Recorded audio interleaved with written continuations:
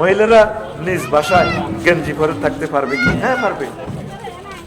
নিজ বাসায় উনি পরিবেশ পরিস্থিতির সাথে যদি হালকা কাপড় হালকা অন্য পরে অসুবিধা নেই, একবার সামনে থাকে।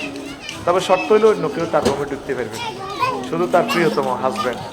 এটা সূরা নূরের তাফসিরে আছে। জোহরের সময় যদি ওয়াইফেরা তোমরা জামা কাপড় খুলে রাখো গুনাহ হবে না। তবে তোমাদের কাজের লোক, হিজলা, তারপরে শিশুরা বা তোমার ছেলে যদি আসতে চায় পারমিশন নিয়ে আসবে, আম্মু আমি আসবো কিনা, সালাম দিলে ফাইন কিলা কুমুর জিউ, যদি বলা হয় ফিরে যাও আর জিও ফিরে যাইবা। অনুমতি ছাড়া আম্মার রুমে ঢুকা যাবে না। তোর শাশুড়ি তো জোয়া, তোর বতুন ডক, শাশুড়ি লোক করলে হারিয়ে যায় সিয়াম সিট করি বইস লাকসাম শরীফতে মার্কেট করে দিয়েছে শাশুড়িদের। আম্মু আপনাকে অনেক ভালো, অ্যাক্সিডেন্ট হয়ে যাইব, অ্যাক্সিডেন্ট অনেক জায়গা দেখছে ফেসবুক শরীফে জামাইয়ে বলে হরি লেগেছে। আল্লাহ তো জানে তুই কম অ্যাক্সিডেন্ট করবি। এই সমস্ত সুন্দরী শাশুড়ি থেকে 100 গজ দূরে থাকুন।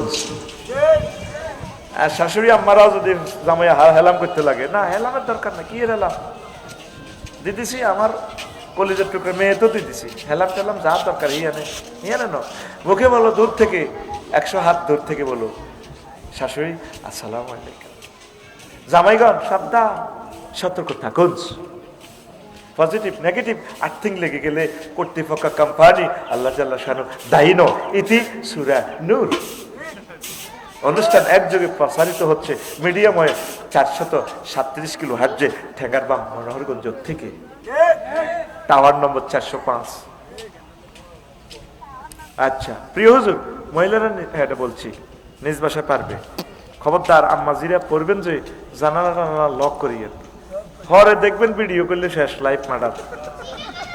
আপনি থাকবেন, যদি থাই গ্লাস হয় গ্লাস লক করবেন, আপনার মতো করে আপনি শুইবেন, কোনো অসুবিধা